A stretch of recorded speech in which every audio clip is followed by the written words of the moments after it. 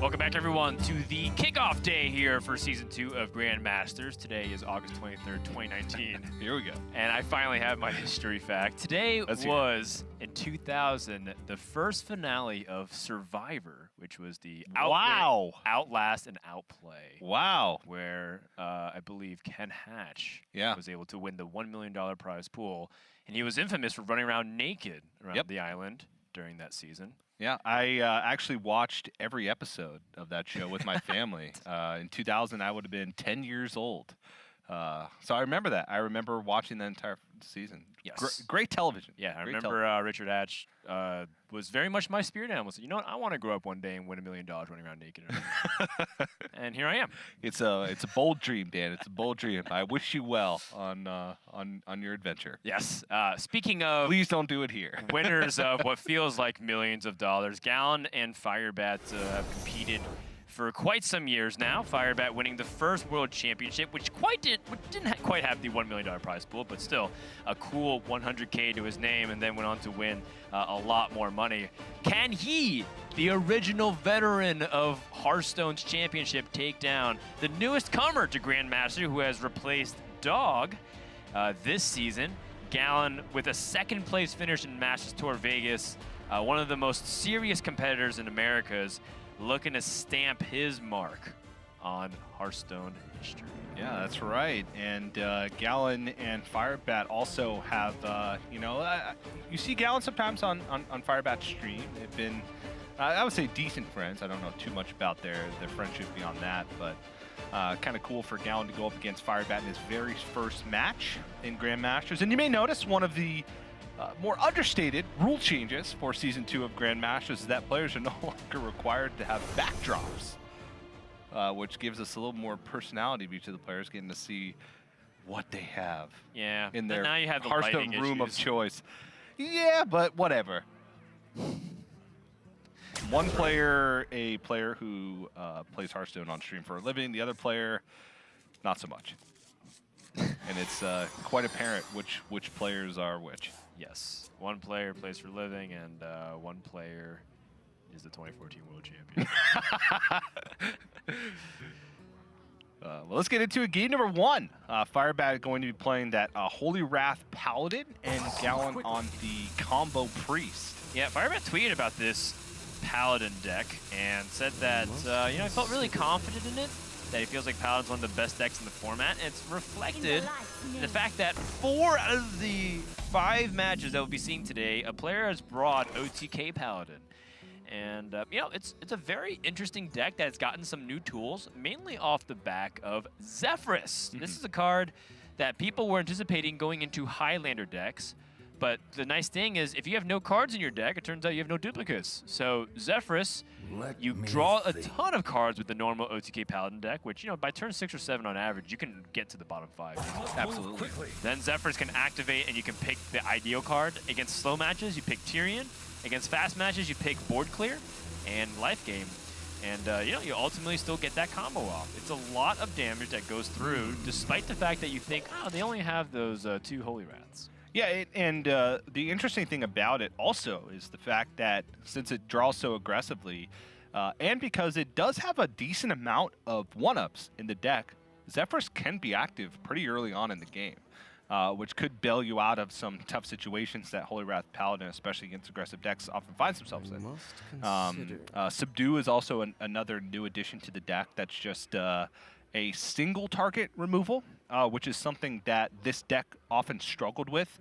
It has big, wide board clears with quality Wild Pyromancer Consecration or Shrink Ray, but it definitely struggled with dealing with one big minion. Subdue kind of fills that gap that was often left open in the previous expansion. So definitely excited to see. Combo Priest, on the other hand, pretty much the same combo that Priest have been doing for a long time, Divine Spirit Interfire.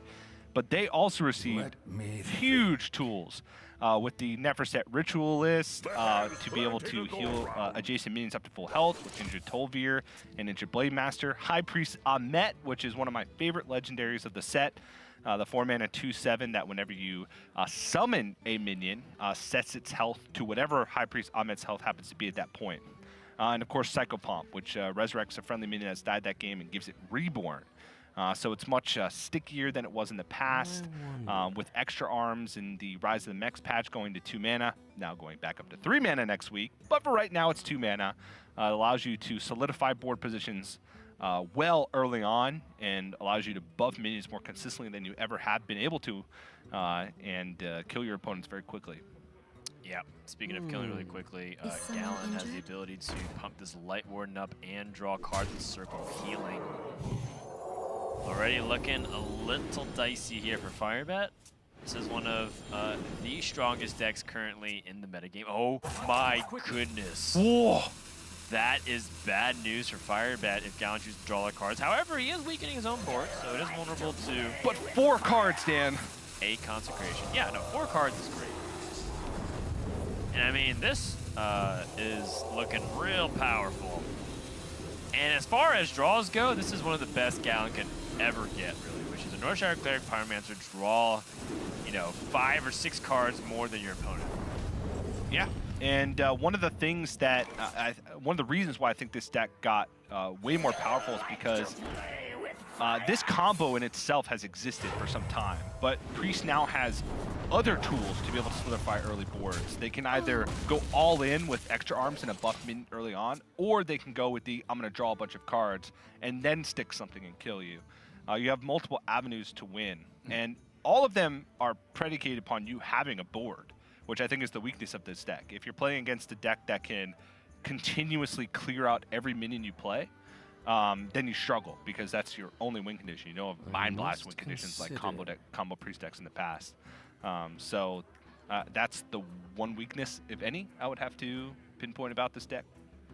Yep. Just like any combo-oriented deck, it can run into weak draws. I know people are pegging this more as an aggro deck. I personally don't see it. I think it's an oversimplification of the deck. If you choose to just try to curve out, I mean, that is its strongest game plan, but there's so many other ways you can play combo decks that tends to be a little bit more burst-oriented.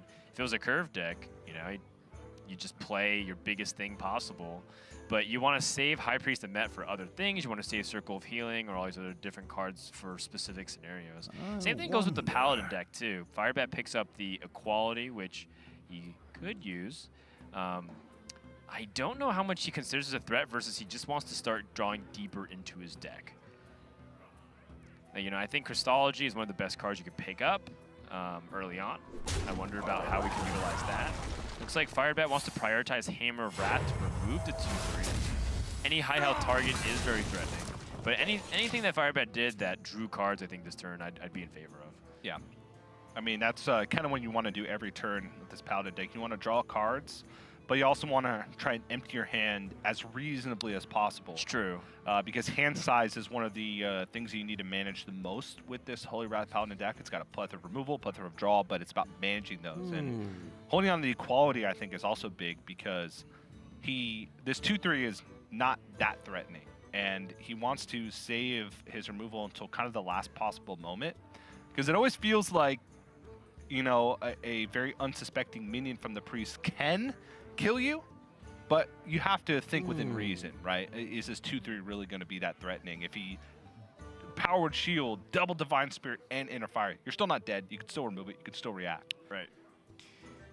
High Priest of Met, no minion to combo with, no 1-mana Northshire Cleric or Light Warden, but can still just stack its health now that Firebat's already gotten rid of the Pyromancer.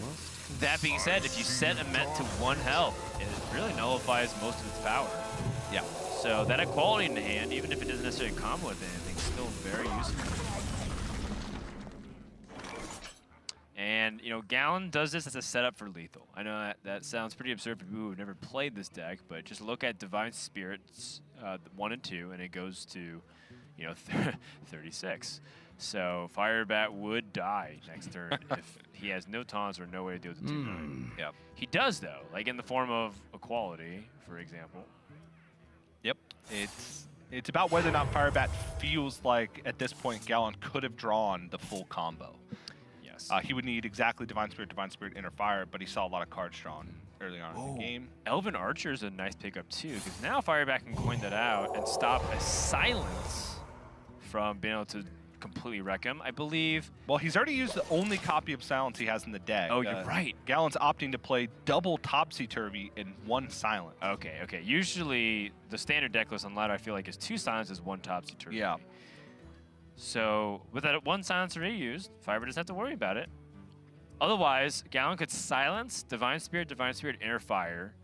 I mean, that is a 4-card combo, but Gallon has 3 parts of it. And then that would actually be death.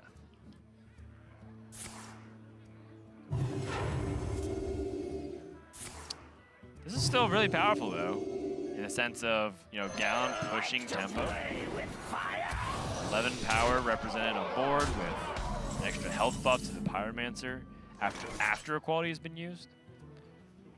Yeah, the Pyromancer itself is slightly confusing to me. I'm trying to work out the math here. I think he just wants damage. Yeah, I guess it's still a lethal setup regardless, but it reduces the max health that you gain from double Divine Spirit if the Wild Pyromancer can't be traded into. Maybe if he assumes the 2-1 dies, if he goes for Divine Spirit, heal, Divine Spirit, Inner Fire, I think he would have lethal that way. Yeah, it'd be 18 instead of 20. It'd be, oh, you're right, you're right. So he'd still die as long as all of his minions survived. Well, Firebat takes it down with Holy Wrath number 1. Recognizes he doesn't need both Holy Wraths to finish the game. This should be lethal. He has to attack first, Divine Spirit, then heal up the Wild Pyromancer, and then Divine Spirit again. Oh no, it's 1 off, right? Because the in between.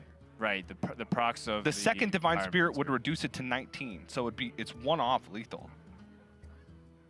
Because he could Divine Spirit after attacking, and that would bring the Pyromancer down to 9 health. He'd heal it up, Divine Spirit again, so it'd bring it up to 20 health, but then the effect would trigger and bring it to 19. And then he would Inner Fire, and it would... I believe you are correct based off that interaction. There are some weird things with Topsy-Turvy, but I don't think he can utilize Topsy-Turvy for extra damage here. Let the pain speak to me. This is clever. Utilizing Topsy-Turvy to keep a little to the board. That 1 extra damage does matter, as you can clearly see.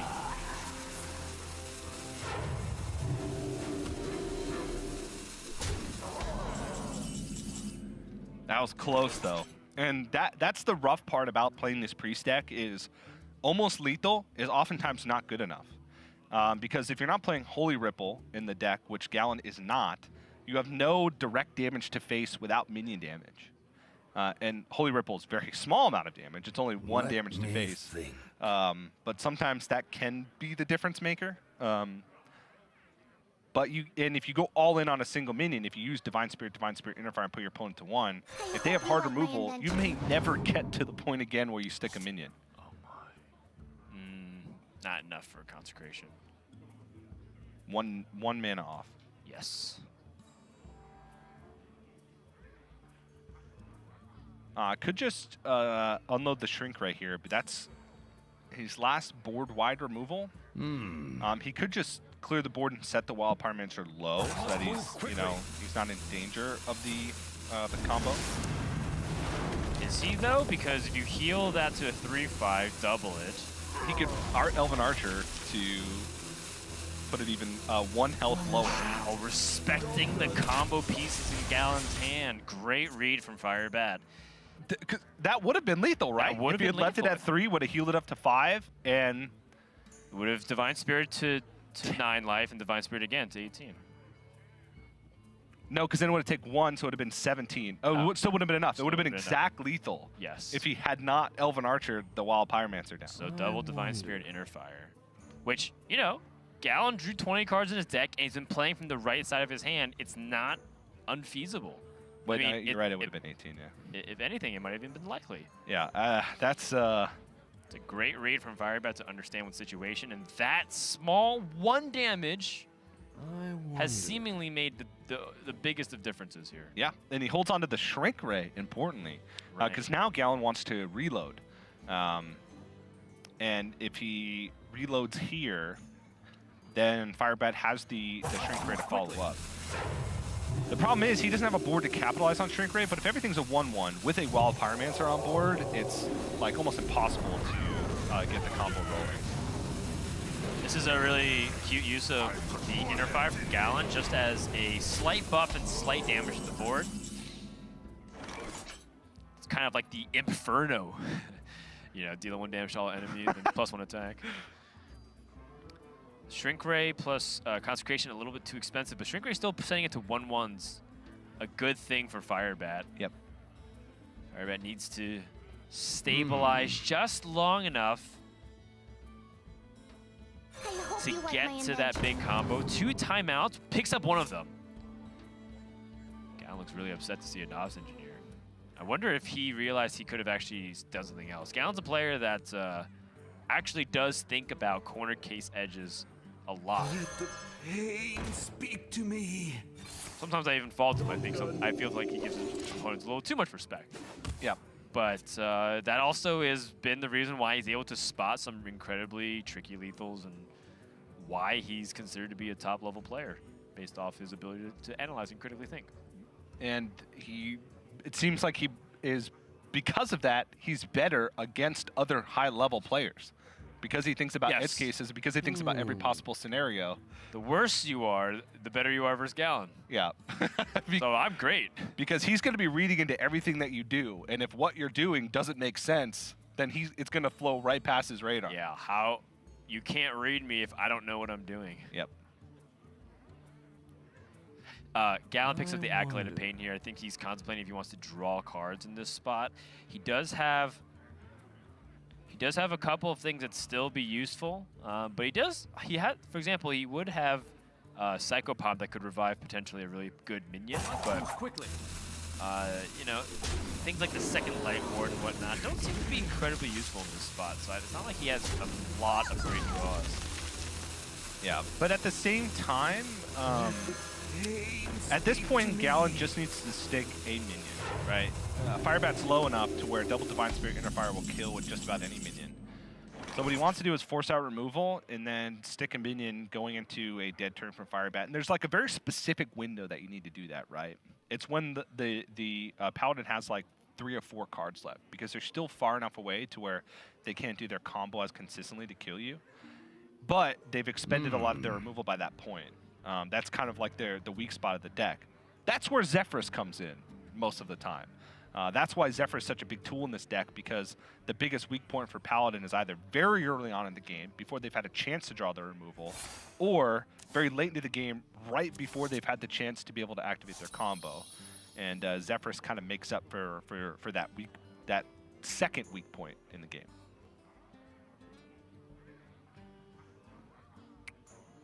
Firebat picks up the Wild Pyromancer in the Flash of Light. Must move quickly. I wonder if there's a punish here.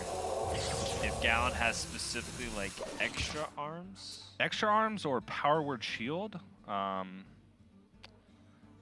Word Shield would bring something up to 2 health. He could then heal it to 3. Double Divine Spirit, and yeah, like Power Word Shield, double Divine Spirit, Inner Fire would have been leading. It would have to be the exact 4 cards Gallon's holding. I must consider. So, you know, slightly greedy from Firebat, but it's an improbable scenario, and the payoff is that Firebat gets close to his combo, right? Yeah. He's not just drawing cards because he can. He's drawing cards because he wants to end the game before Gallon gets a chance to assemble the combo pieces. It's unlikely, again, that Gallon had him, but it's still scary, right? When you feel like you're in the inevitable position to win. There was that 11% chance or 22. Yeah. Depending on if you consider 1 or 2 outs. Yeah, it'd be 2 outs. It'd be extra arms or Power Shield. Psychopomp. Ooh! Potentially a big swing here. It's your Blade Master. Okay. Yes. This is a big deal. Firebat does not have timeout number 2. He does now.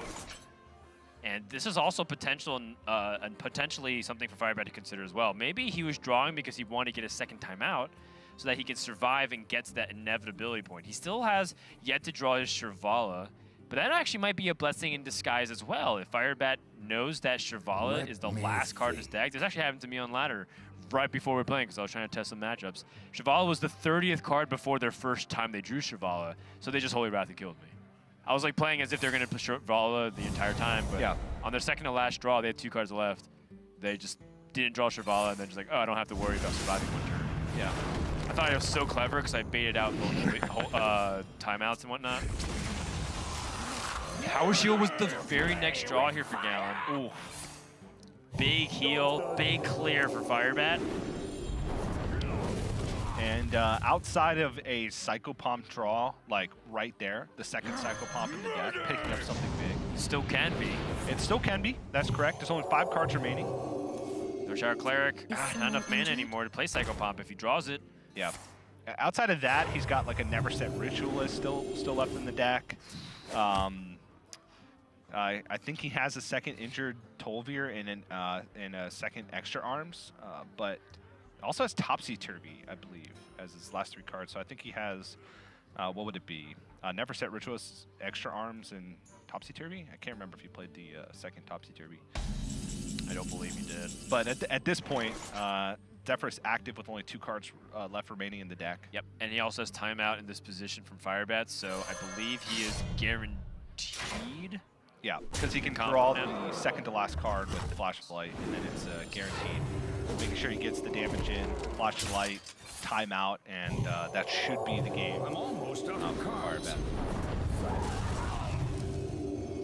Yep. Barring any extreme circumstance that we're not considering with Gallon being able to survive the Holy Wrath, looks like he's got this game locked up. Firebat expertly navigating, although that one turn was scary. He needs to Topsy-Turvy his face here to go to 81. Maybe you just heal yourself and then Topsy-Turvy, and then you... I wonder. Go to 2! That wouldn't be good. I'm almost out of cards. It is an advantage. Even a taunt here wouldn't be enough because Firebat has plenty of damage even through. Yeah, precisely. And Firebat gonna wrap this one up. Baleful Banker and the Shirvala. Holy Wrath Paladin getting on the board. The strongest decks in Hearthstone are losing today, TJ. We've seen the Warriors, the Mages, and now the Priests. What many consider to be 3 top classes here in Hearthstone's meta, destroyed by the lesser-known decks. We had Aggro Shaman taking down the Control Warrior. We had Mech Hunter beating the Reno Mage. Now we have Holy Wrath Paladin defeating Priest, a matchup that I don't think Paladin was designed to kill. If you look at the lineup here from Firebat, it seems very clearly he's targeting Mage because he's anticipating that players will protect their Mage during the shield phase.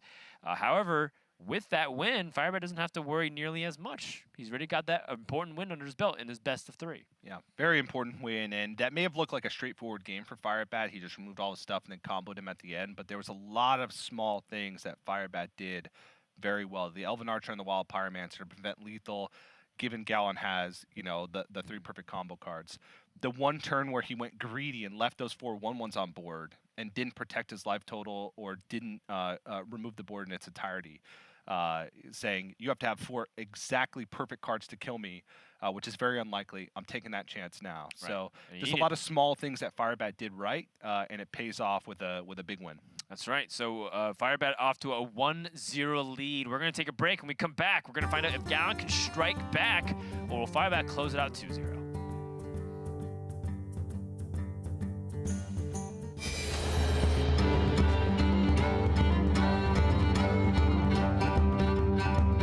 My name is Sam Braithwaite, and I'm the Senior Global Franchise Lead for Hearthstone Esports.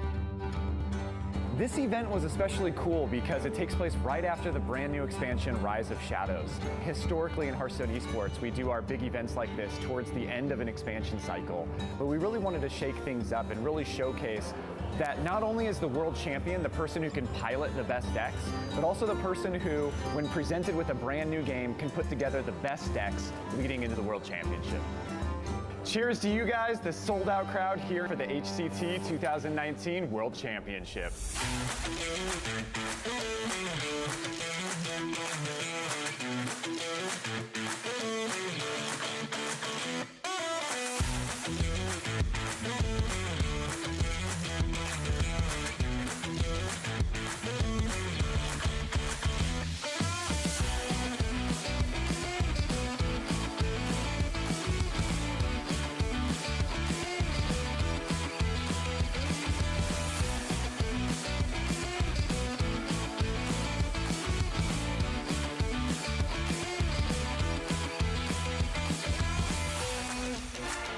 Welcome back to 2019 HCT World Championship. We've had a lot of fun games, and we're looking forward to the grand finals.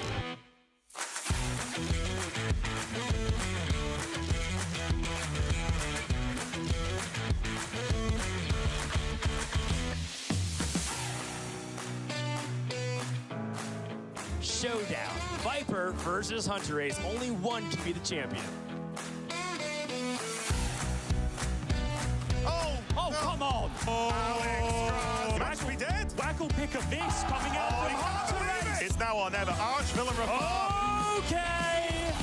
In a completely solved game, Hunter Race finds a way to maximize his chances.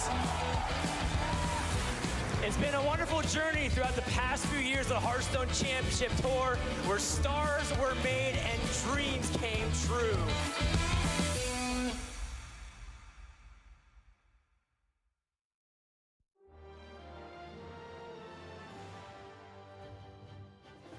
My name is James Kostasich. My handle is Firebat.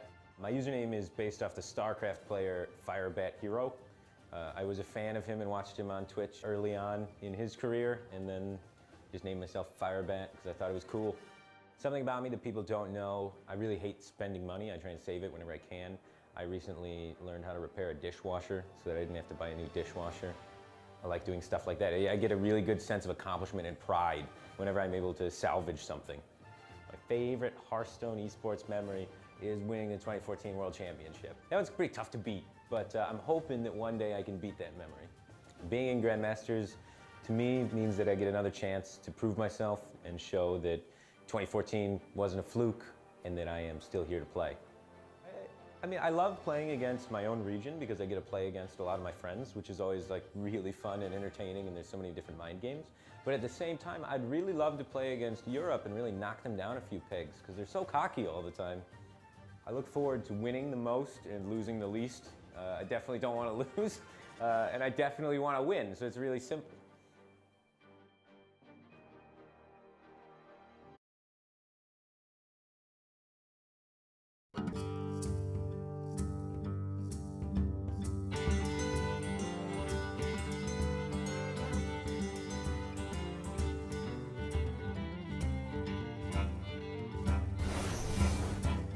Welcome back, everyone, to the Hearthstone Season 2 Grandmasters Kickoff Day. My name is Frode. I'm joined by TJ Sanders.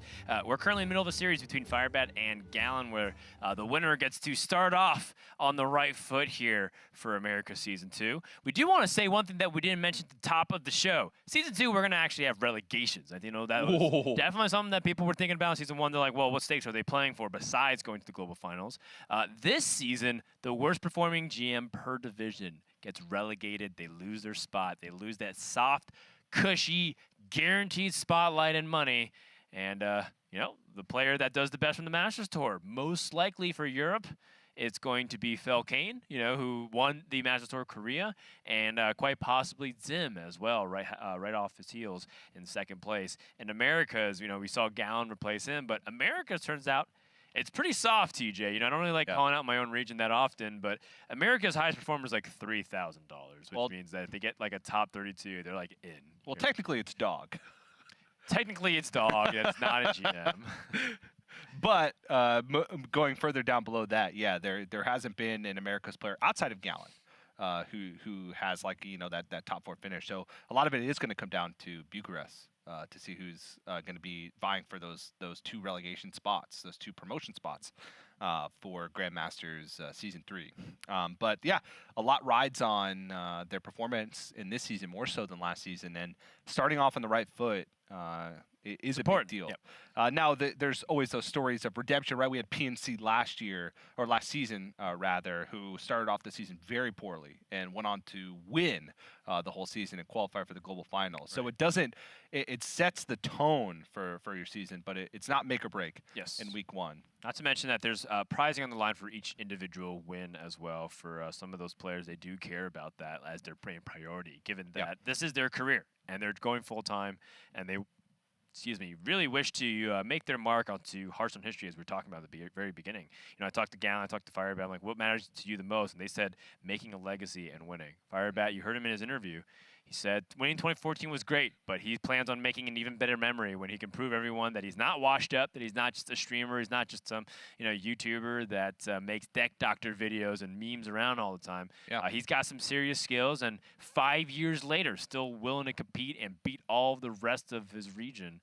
And I really admire that. And same thing with Gallon, too. He's never given up on the dream. Yeah, and one thing that also Firebat said in his interview was that he takes a lot of pride in salvaging things, his competitive career included. So we'll see if he can make a run for the global finals in Season 2. All right, he's going to try to do that with his aggro rogue deck. Some people call it tempo rogue. There's a lot of ways you can categorize this, but the most important thing is that this deck, TJ, is one of the most aggressive decks currently in the metagame. Off that new card, Hooked Scimitar from Saviors of Old. 3-mana, 2/2 weapon, combo, game +2 attack. That's right, you coin it out. It's a 3-mana, 8 damage card. And you get 2 of them, as well as Waggle Pick. And you'd be all hot and bothered right now. Yeah, Dread Corsairs. I mean, you just combine like Life Drinkers with that, and that's already 30 damage. Yeah, it is my favorite deck in the current metagame. I love it. Firebat has decided to include Hench Clan Thugs in the list, which, from my experience, is not standard.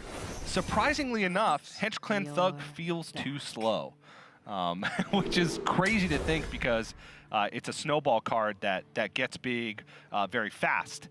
And he's trying to prey on the decks that don't have a super amount of removal, which is a lot of decks right now that can't remove a 4/4 on turn 3.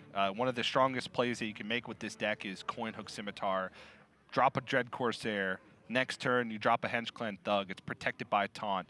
Very difficult situation to come back from. So definitely like this deck from Firebat. And against Priest, this matchup is very weird because it's entirely predicated upon whether or not you have removal for the early minions. You can play a resource battle with Rogue against Priest. You basically just use all your weapon swings, all your removal spells, all your essentially what are burn spells in the deck to clear off early board. And you can just stick 1 minion in the mid portion of the game that will win you the game. So it's a very interesting matchup and one that I find very fun to play. And subsequently fun to watch. I think it's really fast and furious. This game and this deck can kill by turn 6. I've won games by turn 4, actually, where my opponent realized they were effectively dead. I had like, Sousy Deckhand or whatever, maybe a Pharaoh Cat. Coin Hook Scimitar to double Dread Corsair into Life Drinker, and they were down to like 10 HP. And then they realized, well, I actually can't even deal with what's on board. I die if you have, any point of damage from the hand. Yeah. So they conceded. And that's how fast the game goes. That being said, Firebat does have a little bit of that slower version with the Hench Clan Thug. Really funny that it's considered a slower version, given that Hench Clan Thug also closes the game really fast. I know, it's crazy to me that Hench Clan Thug has become too slow for rogues. I've thrown out the idea of Sinister Strikes going in. Admirable took it one step farther when he was starting to put in other damage cards. Like, he literally typed in Charge into the search bar and put in Wolf Rider. He crushed me with that deck. He crushed me. Yeah. It was great. And then he put in like other things too. I was like, why not just throw Nightblade in there? You could Waggle Pick Nightblade. Yeah. I mean, that one I think is taking it too far, but Wolf Rider, honestly, think that makes sense. Yeah, we're just memeing, thinking about how much we can increase our average damage per card. Yeah. I wonder. It's just really exciting because it feels like the closest thing that we have to a burn deck. Boy, do I miss burn decks. It keeps the control decks honest, which is partially why I enjoy it. I was saying it in Korea, TJ, that my enjoyment of a deck directly correlates to how likely it is to kill them when they play Pocket Galaxy on 5. I want them to play Pocket Galaxy on 5 because they're dead. Yeah, because they're spending an entire turn doing nothing. Right. And then they follow it up with a 1-mana Cartoon Defender, and they Alexstrasza themselves back up to 15, and then you're sad. But other than that, love it when they play Pocket Galaxy on 5. Now, starting next week, they're just going to be dead before they ever get to play Luna's Pocket Galaxy. Which makes me feel all warm and fuzzy inside. Yes. More left in me. Yep, needs to silence to protect that, just to make sure that it doesn't get out of control. Yeah, and this is sort of what I was talking about at the beginning of this match is, with this rogue deck, you often can't afford to just start going face. You have to use the early game to clear off minions, as rough as that feels.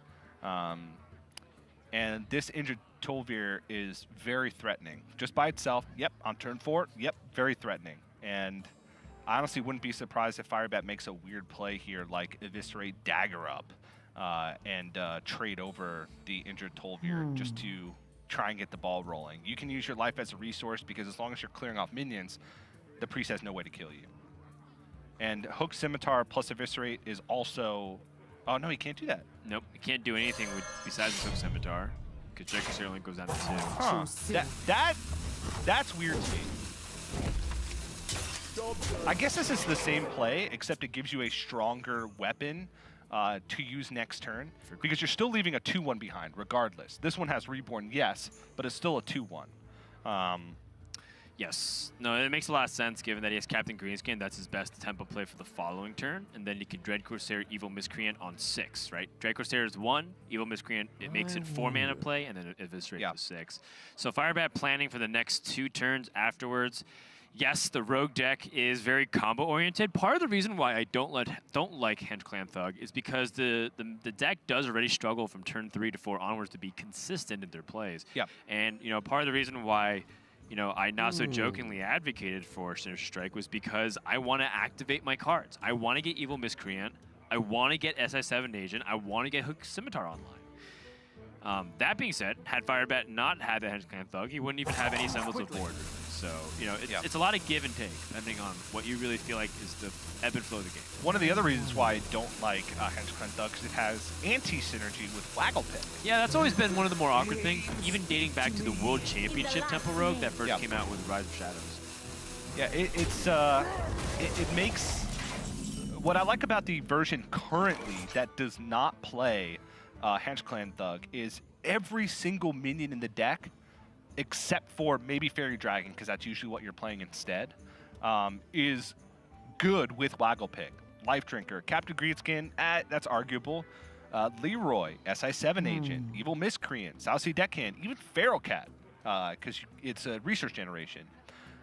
So the deck feels like more consistent, like the curves feel more consistent, everything feels more consistent. But Firebat opting to play a little bit more. He needs to fight back for tempo. I think he heavily considered whether or not he wants to deal with some of the board with Eviscerate. I think that it's an uphill climb. The thing is, though, Priest has a very limited amount of minions that they can utilize for these combos. So if you do end up killing some of their minions, they oftentimes can get stuck with only spells in the hand. Yeah. So, you know, it is a viable game plan. But Firebat knows it's very unlikely that he dies from this position, given that Gown only has 4 cards. In fact, I'm having a hard time thinking about the exact 4 cards. It would be Circle of Healing, Divine Spirit, Inner Fire. I think it would have to be exactly those 4. And if he has it, then Firebat, he loses anyways. Yeah. When I play this matchup, my opponent's off of time at 30 health until turn 8 or turn 9, which is not how this deck is played traditionally, right? It's you want to just be aggroing your opponent down. I use pretty much every point of damage. I sink it into minions in the early game and win the resource battle because you have more minions. If you remove something and then stick a minion, they're not gonna remove it. They're just gonna stick another minion. You keep doing that until they're out of stuff, and you have something on board, and then you start chipping away. That's pretty much how you have to win this. You have to sink everything into minions early. And from the priest perspective, you want to kind of widen up your stance, so to speak. You want to not leave yourself vulnerable to sap. You want to make sure that you're not putting everything into one basket, because that's how the rogue's going to blow you out of the game. Yeah, speaking of blowout, this SI7 agent pickup is massive for Firebat. Now he gets to clear the board. Yep. And that's effectively the beginning of the end for Gallon, because Firebat's going to follow that up with essentially even more removal, right? Right. The thing is, Firebat's also fairly low on resources, so if Gallon was able to stick a Injured Blade Master, which he could work for that, if he picks up, you know, Circle of Healing and just like finds that 4/7 that's hard to remove. This guy's tough. But, you know, Firebat now having a semblance of a board can actually push. Even as resource generation through the Evil Miscreant, things are looking good for Firebat so far. Yep. Now, Gallon's main goal is to stick a minion, and there's going to come a time very shortly where he's going to have to take a risk. I mean, that's a minion that's going to stick. Injured Blade Master with the Ritualist and the Power Word Shield, that doesn't get cleared based off what Firebat has, showing at least. Yep. Sap has always got to be on his mind, though. 2-up Sap is pretty much in every rogue list right now. It's a metagame where Sap is very effective. There's a lot of big minions that are expensive, have a lot of effect. It's great against Mage, especially playing Luna's Pocket Galaxy. Sap a minion goes back at full cost if they played it for 1. I don't know how many times I've had to sap Cartooth Defenders for lethal. It's and rely on sap off the top to get through a Cartooth Defender for legal. Right. Lethal. Legal. For legal. Sounds like a very complicated process internally. It is.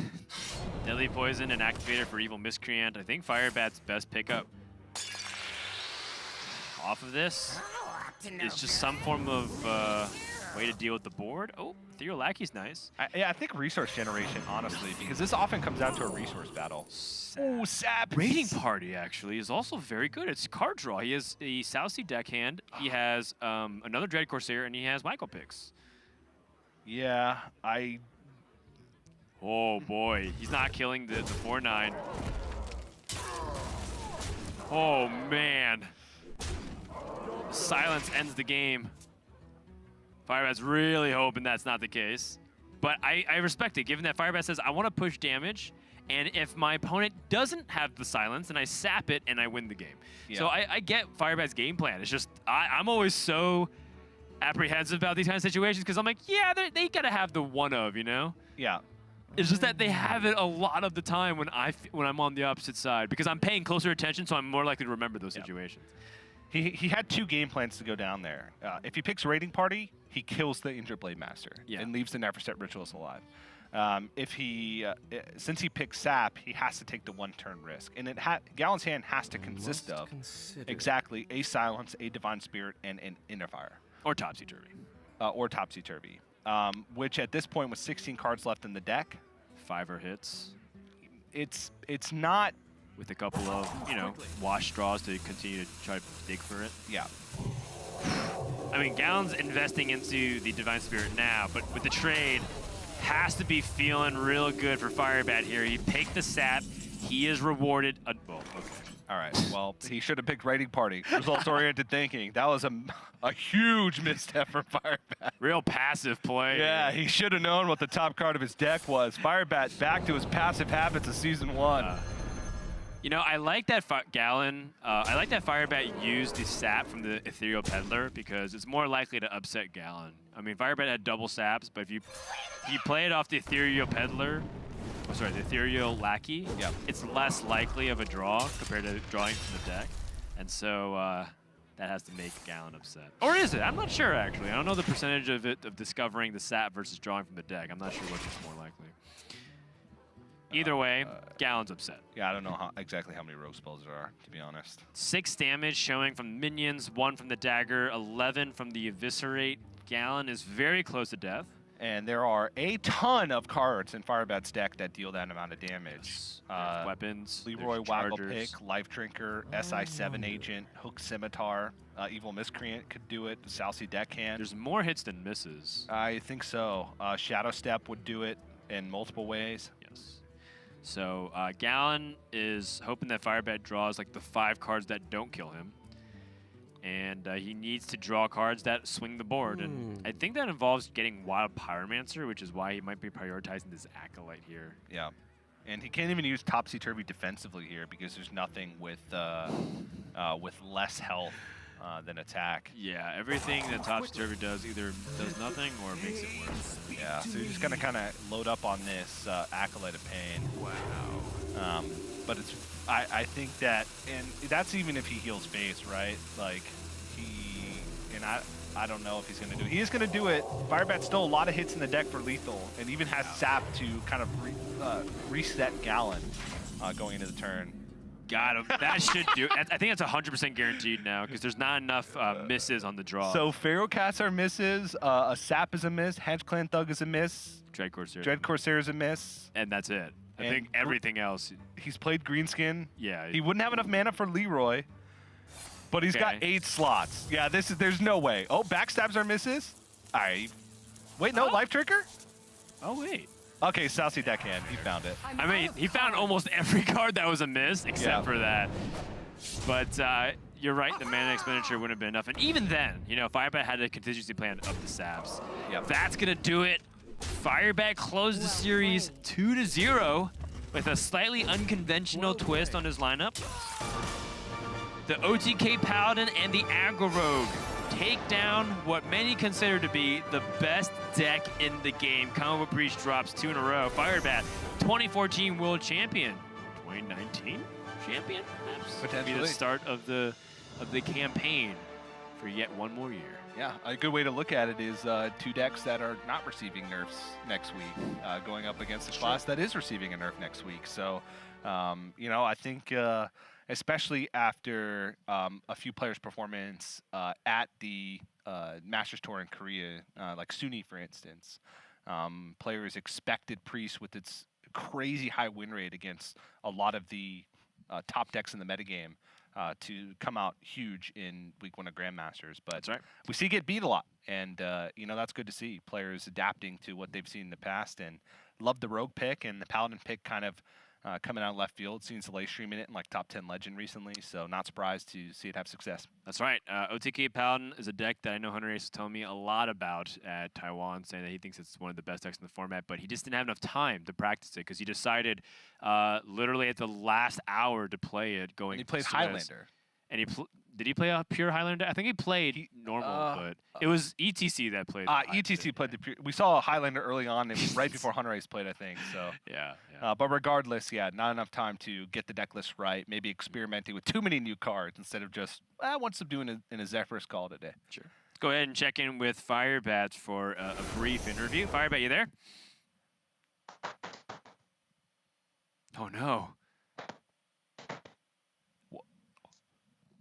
Is everything okay? What is it? I know Michigan isn't exactly the safest state in the United States. Sounds like a car backfiring Or popcorn popping on the stove. Yeah. Things real heating up over there, wherever Firebat's located. We'll try one more time, see if we can get Firebat on the line. James, you there? Hi, can you hear me better now? Yeah, we got you. Okay. I told you not to borrow my mic from OmniStone, man. That's what happened. Yeah, it was on the webcam mic, my default. You know, the classic thing happens sometimes. That was the worst webcam mic I've ever heard. Worst webcam mic ever. They're just making pop sounds like you know, gun firing or like popcorn. Yeah. Firebat, talk to us a little bit about this lineup that you brought this week. You know, your bands are a little unusual compared to everyone else, but you did bring the OTK Paladin and Rogue on top of the Warrior Mage. Well, my bands were conducive to the lineup that I brought. So they banned because of the decks that I brought. I tried to set up a situation where my opponent would be stuck with playing Mage and Priest, and I have decks that do very well versus Mage and Priest. Like the OTK Paladin, one of the reasons why I think it's so strong, I think it's already a really good deck, and I think there's a big misconception out there. And the misconception is Inner Fire Priest just stomps every control deck, and they think it stomps OTK Paladin. And I think I kind of proved there in that first game that, no, if you play the OTK Paladin right, you play it well, and you kind of assess things. You try and force out the extra arms because that card's really awkward and hard to deal with. You can set yourself up in positions where I think your favorite is the OTK Paladin.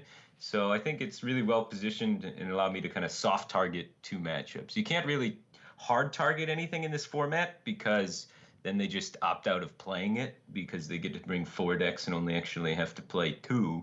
So you have to kind of soft target 2 of them. So the idea with the Paladin, the idea with the Rogue, and the idea with all of the bans and all of that stuff was just trying to assume that most people would protect their Warrior and most people would try and ban out my Warrior, leaving me open to try and pin the Mage and the Priest like I tried to do. Got it. I mean, it made sense and it looked really smooth on our end here. You share a similar lineup with a couple of other players in Americas, but no one else in any other region. Is that pure coincidence, or did you practice with players like PNC and ETC? I did not do any practice or talking with PNC and ETC. So, but I think, you know, they're pretty smart dudes. They came up with the Paladin lineup also. I like them. Yeah. Zalay as well, I think, brought the Paladin. I convinced him to bring the Paladin. He tried to convince me to bring the Quest Shaman, but I was like, No, you get it. Firebat sees the lines. Yeah. I'm excited to see his matchup with the Quest Shaman to see how that performs. But I took a lot of inspiration from Sai Miao, who was a player from the Chinese region.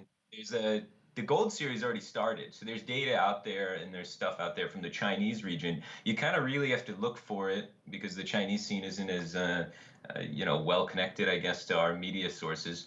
But if you look for it, they had like a huge Gold Series Open tournament with like 90 players. So there's like 90 Conquest Shield deck lineups out there. And I dug through a lot of them, and then I was trying to play all the weird decks from their lineups. And then I played this Paladin deck list because I like, this looks really well built, and it was Sai Miao's list. And I just went 92% win rate on ladder over like 4.5 hours. So it was like, all right, I'm submitting that. And how do I build a lineup to make that guy the star of the show? Because that was my favorite deck that I had played. It showed. You navigated some tricky turns really well from our end based off of Gallon. He had you dead in so many turns, and you navigated like perfectly by being one off a lot of times. It's very impressive. A really bad draw, I think, because normally, well, I got like the clears and stuff, so it's passable. But what you want to do in that matchup, you really want to try and get to the 3 mana go immune card as early as possible. I think it's even a keep in the mulligan. And you want to be able to, during the early stages, when you're afraid where Priest could just randomly kill you at any moment, you go immune and then you draw cards, and then you go immune and then you draw cards again. And this naturally will hit your clears like a large percentage of the time, which makes the matchup favored, because then you hit your clears later. And at that point, you have the mana total to play your clears plus your draw. So it's kind of weird. It's kind of backwards. Every other matchup, you want to go immune first. All right, you want to clear first. All right, yeah, immune right before your combo. Yeah, exactly. Yeah. So you want to save the immunes for like the last possible moment in the other matchups. But in this matchup in particular, I think it's really important to use them early and then just get your draw going with them. Really good tips, really good tips. That's all the time that we have, Firebat. So we're a little over time, but always a pleasure to talk to you. Congrats on your win, and good luck later this weekend. Thanks. All right, with that, our first series, just like that, is over with, and Gallon gets a pretty brutal welcoming session to Grandmasters. Firebat's hazing him. That's right. The freshman. Yeah. That's right. Gets bullied by the sophomores and everyone else who paid their dues during the first season of Grandmaster. Don't worry, Gallon will be back later this weekend to play against Eddie, while Firebat will be playing against Nalgi Don on Sunday. Our next